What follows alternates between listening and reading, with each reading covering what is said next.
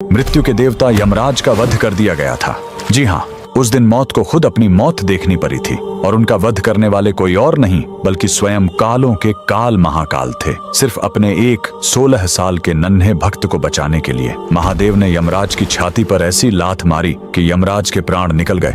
कहानी शुरू होती है महान शिव भक्त ऋषि मृकंडू और उनकी पत्नी मरुदवती से। सब कुछ था उनके पास, लेकिन एक ही दुख था, संतान का न होना। उन्होंने शिवजी की कठोर तपस्या की। भोलेनाथ प्रसन्न हुए, लेकिन उन्होंने एक कठिन शर्त रख दी। उन्होंने पूछा, तुम्हें कैसा बेटा चाहिए?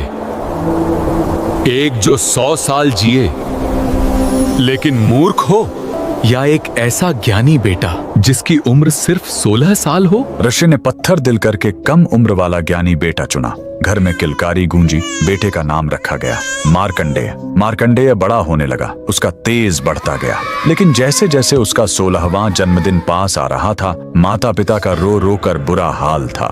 जब मार्कंडेय ने कारण पूछा और उसे अपनी मौत का सच पता चला, तो वो नन्हा बालक बिल्कुल नहीं घबराया। उसने कहा, मैं उस महाकाल की शरण में जाऊंगा जो मौत को भी बदल सकते हैं। वह घर छोड़कर एक पवित्र और सुंदर नदी के किनारे आ गया। उसने मिट्टी से एक शिवलिंग बनाया और तपस्या में लीन हो गया। लगातार 3 दिन बीत गए। तीसरे दिन जब मार्कंडेय पूरे 16 साल के हुए तो यमराज ने अपने यमदूतों को भेजा। यमदूत जब उसे छूने गए तो मार्कंडेय की भक्ति के तेज ने उन्हें रोक दिया। हार मानकर वो भाग खड़े हुए। अब यमराज का गुस्सा फूट पड़ा। वो खुद अपना घातक काल पाश लेकर वहां आ पहुंचे और गरजे, बालक, तेरा समय पूरा हुआ। डरा हुआ मार्कंडेय शिवलिंग से लिपट गया। यमराज ने अपना फंदा फेंका, लेकिन यही उनसे सबसे बड़ी गलती हो गई। वो फंदा बालक के साथ साथ स्वयं शिवलिंग पर भी जा कसा। उन्होंने अनजाने में महाकाल को बांधने की कोशिश की थी। तभी जोरदार धमाका हुआ। शिवलिंग फटा और कालों के काल महाकाल प्रकट हुए।